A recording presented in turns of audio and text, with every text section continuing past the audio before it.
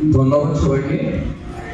আজকে budget nutrition on budget presentation আমি দিচ্ছি, আমি শাকিল আহমেদ। সবাইকে ধন্যবাদ।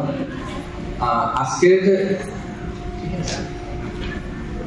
বাজেটের মেইনলি আমাদের যে বিষয়টা আমরা তুলে ধরেছি সেটা হচ্ছে আমাদের healthy diet, healthy balance diet ensure করার জন্য যে ফাইন্যান্সিয়াল স্বল্প রিসোর্সমেন্ট অর্থাৎ লো কস্টে আমরা কিভাবে ইনশিওর করতে পারি, এই বিষয়টা আমাদের টপিক্সের আলোচনার বিষয়।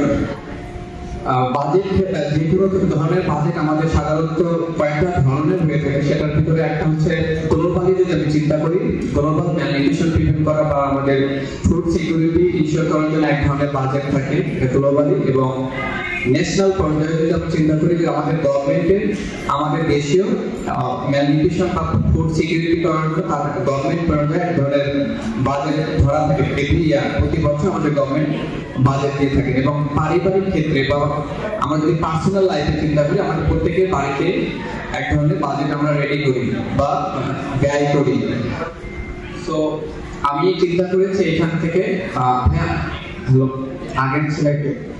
সো হ্যাঁ, তো বাজেটের ক্ষেত্রে আমরা চিন্তা করেছি আমাদের এসডিজির যে গোল আছে 17টা গোল, তার ভিতরে আমাদের এখানে 3টা গোল যেগুলো হচ্ছে বাজেটের সাথে অ্যালাইন করা। হ্যালো ভাইয়া, একটু তো মেইন যেটা হচ্ছে জিরো হাঙ্গার। আমাদের বাজেট আমরা যদি ব্যয় করি আমাদের জিরো হাঙ্গার, এইটা প্রিভেন্ট করার জন্য। সেকেন্ড হচ্ছে এসডিজির একটা গোল আছে good health and wellbeing.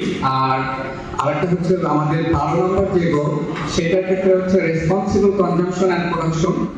Mainly আমরা অ্যাফোর্ডেবল ডায়েটটা প্রত্যেকটা মানুষের ক্ষেত্রে সেটা আমরা দিতে পারতেছি কিনা, অর্থাৎ আমি একজন মানুষ, আমার অ্যাফোর্ড করার মতো যোগ্যতা আছে কিনা, আমি আমার বাজেটটা আমি ব্যয় করতেছি কিনা। এই ক্ষেত্রে যেটা প্রথমত গ্লোবাল কনটেক্সটে যদি আমরা চিন্তা করি, প্রায় নিয়ার অ্যাবাউট 735 মিলিয়ন পিপল এখনো হাঙ্গার তারা থাকে গ্লোবালি। এটা তারা এখনো তাদের পর্যাপ্ত পরিমাণ যে ডায়েটের পিছনে যে বাজেটটা খরচ করা দরকার সেটা দিতে পারে না, অ্যাফোর্ডেবল নিউট্রিশনাল ডায়েট।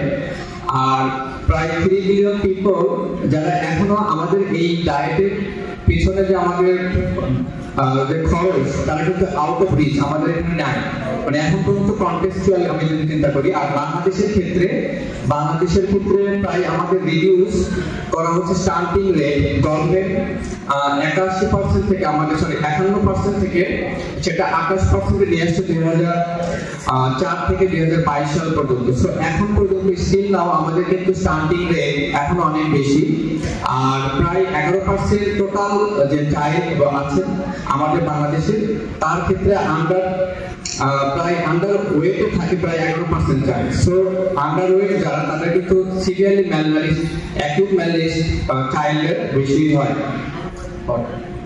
তো গ্লোবাল ক্রাইসিসে প্লাস আমি যেটা চিন্তা করেছি যে তারা হেলদি ডায়েটটা আমরা অ্যাফোর্ড করতে পারি কিনা।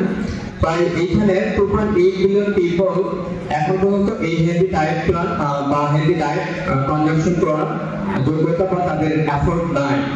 সো এই ক্ষেত্রে আমরা পার ক্যাপিটা চিন্তা করি যদি বা পার পার্সন যদি চিন্তা করি, প্রায় আমাদের যে বাজেট দেওয়া থাকে 3.96 ইউএস ডলার পার ডে যদি খরচ করার কথা হয়, প্রায় কিন্তু 100% আমরা কেউই খরচ করতে পারি না বাংলাদেশে পার স্টেটে। অনেকে আমাদের আছেন যাদের এইটা অ্যাভেলেবল আছে, বাট আমরা সেইভাবে খরচ করতেছি না।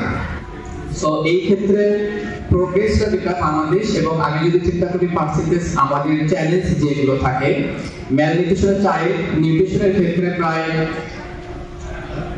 ঠিক আছে, হ্যাঁ 36% চিলড্রেন এখন পর্যন্ত আমাদের আন্ডার ওয়েটেই থাকে। মাইক্রোনিউট্রিয়েন্টের ক্ষেত্রে প্রায় 37% ওমেন যারা এখন পর্যন্ত নিউট্রিশনাল বাজেট